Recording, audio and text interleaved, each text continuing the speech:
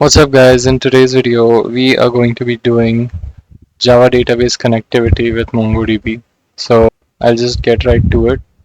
New Java project, no build tools.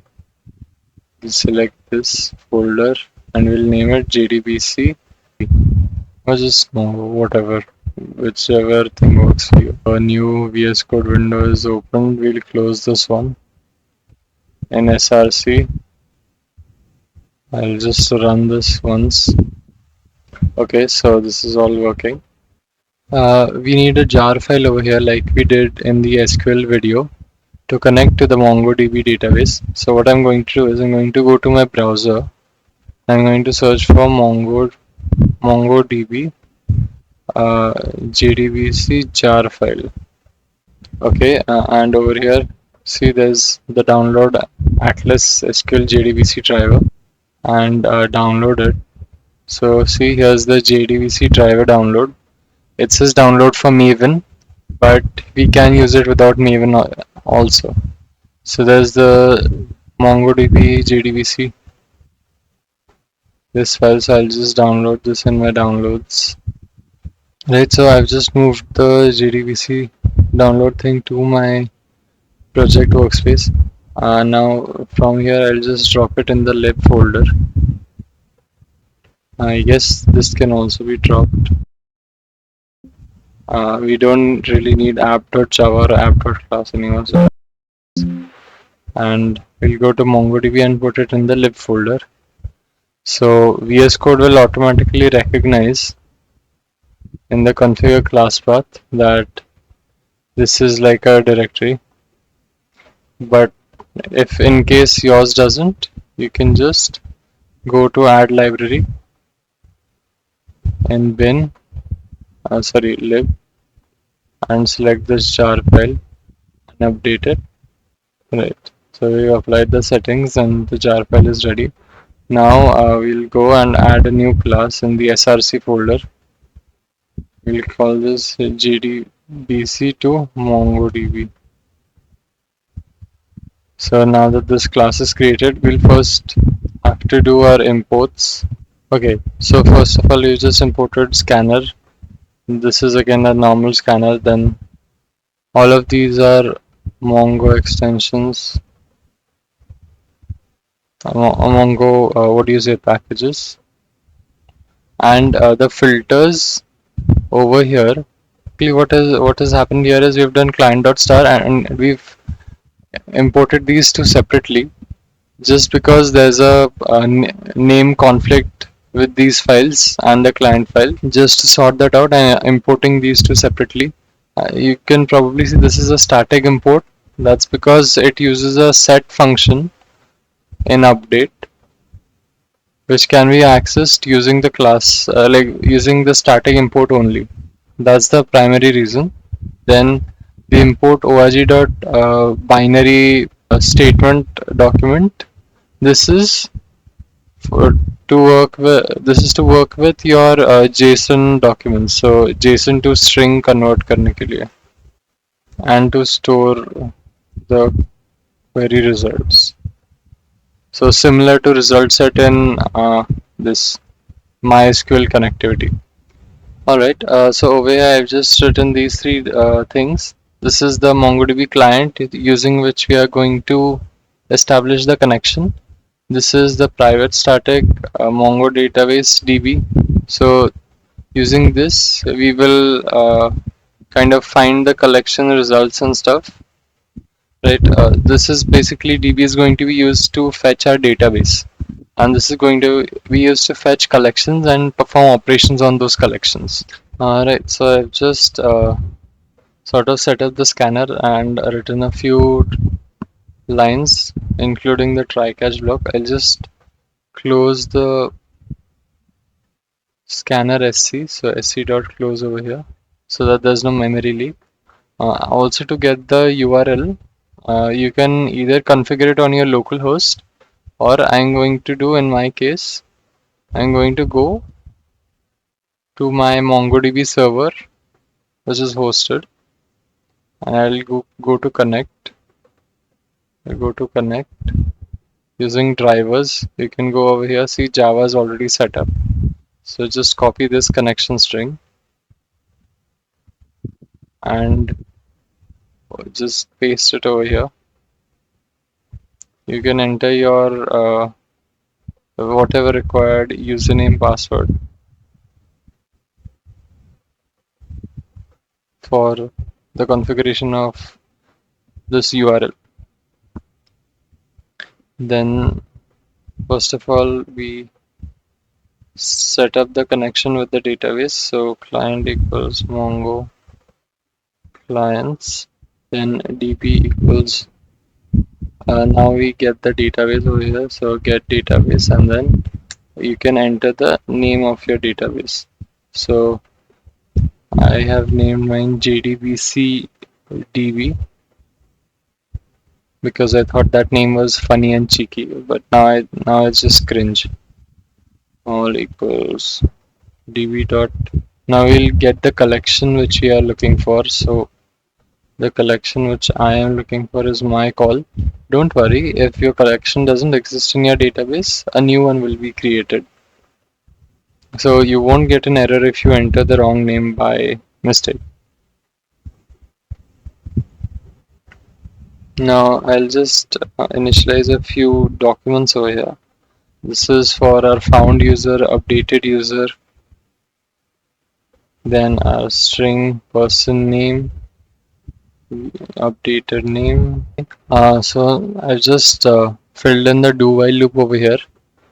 We are accepting the switch case arguments from the user in the ch and asking them to continue if they want to. I will set up the switch case. We'll do ch. The value as 1. Fifth one will be for exit. So here we'll just do the normal system.exit, exit 0, right, and system.out.println exiting the program. Just a message to the user that they're exiting. We'll go backwards and we'll start with the delete. For delete, we'll just first accept the name. So ask the enter to enter the name to be deleted. So we'll do this and accept the name. So I'll say bname equals c dot next. Just next, because the name in my database is just single characters. And then do sc dot next line to clear the input buffer. Now that we have this name, what we have to do is to delete a single entry. We'll do call, which is a collection name, dot delete 1, right? And now over here we have to do filters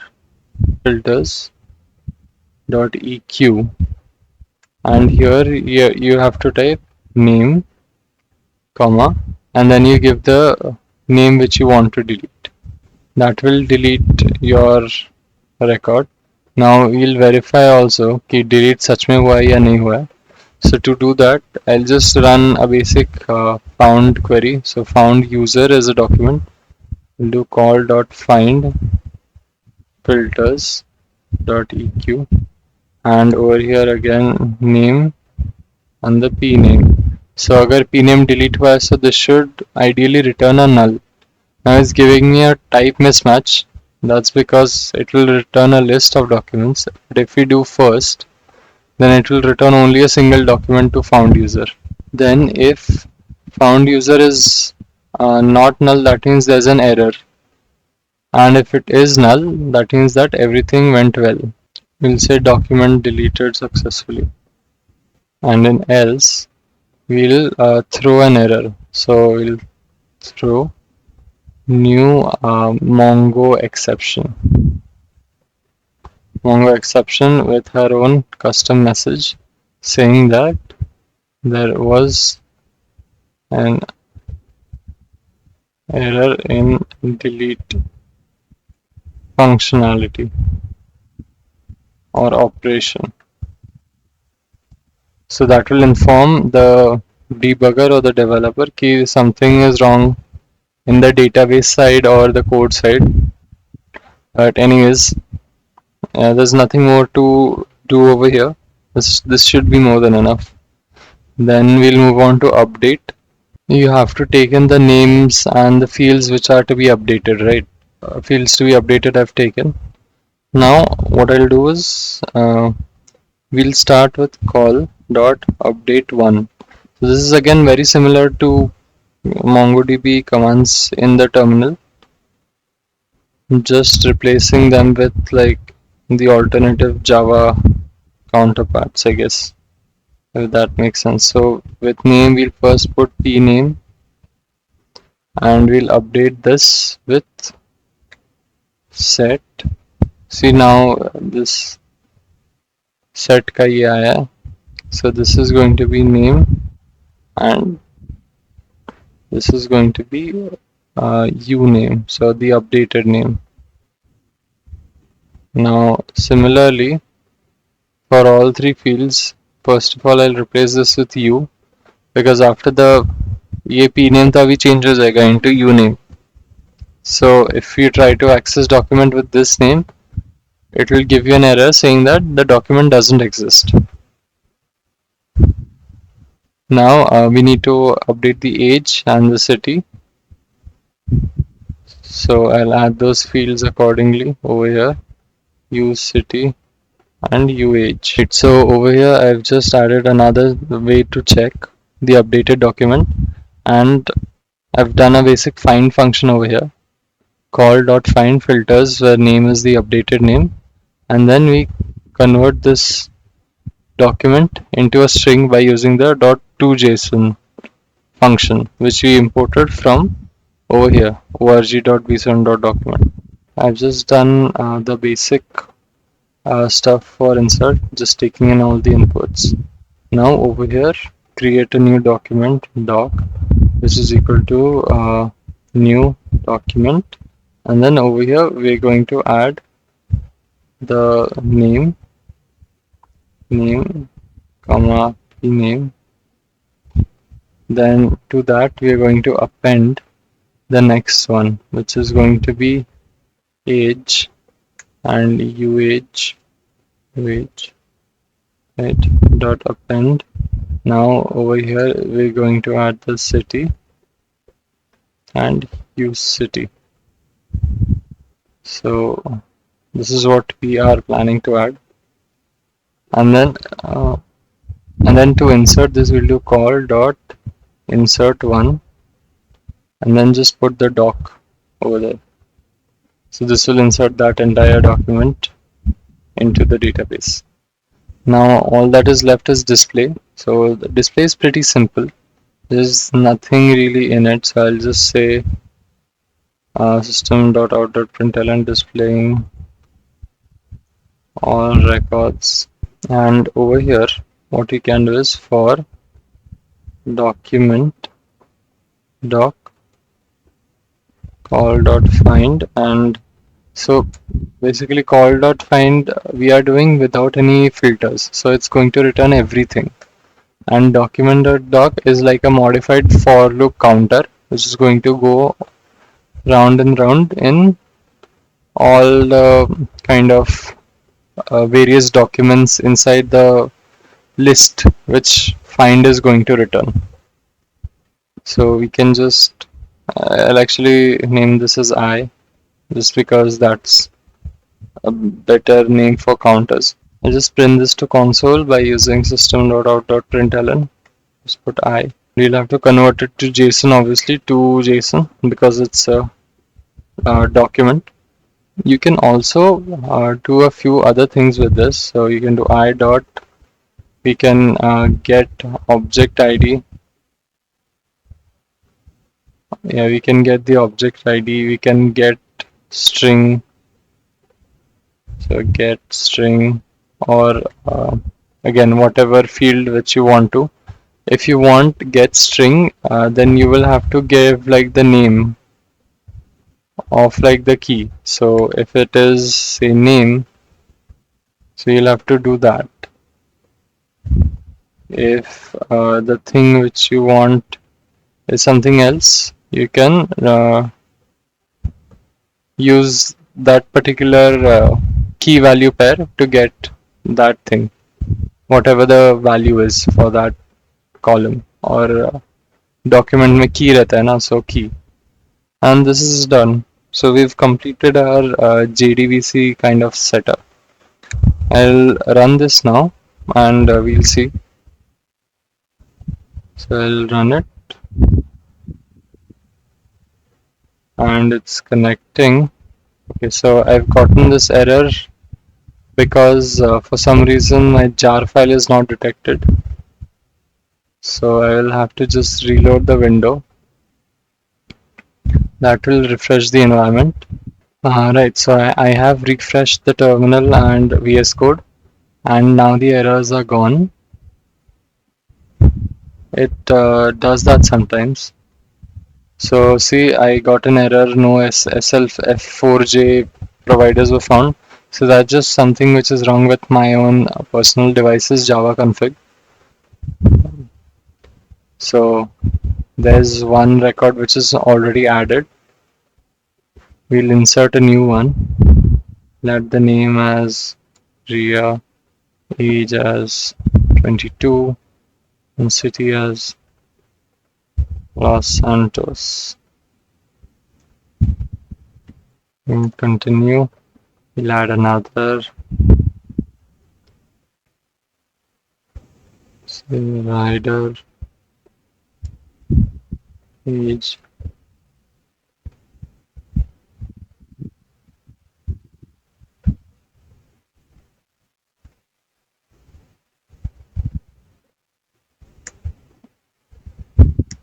Now we'll just view all the inserted documents just to make sure. Say we have Johnny, Ria, and rider. Then we'll say let's update an existing document. Okay, my bad. I actually pressed 3 when I was supposed to press Y. So we'll update existing document. We'll update Johnny. We'll call him Big Smoke. The updated age 23. He also lives in Los Santos. So see, we've gotten a confirmation that this is what's updated. We'll say Y and display all documents. So the documents are updated now. Now we'll go and just look at the features one by one. There's just a delete which is left. So we'll probably delete Big Smoke because in GTA San Andreas he's the actual kind of villain in the end. Well, he basically betrays Carl Johnson, so. And yeah, he is deleted, just like in the game. And I'll just exit. And that's pretty much it, guys. This has been Java database connectivity to MongoDB. If you like the video, press like, smash subscribe, and let's go. All the best for tomorrow.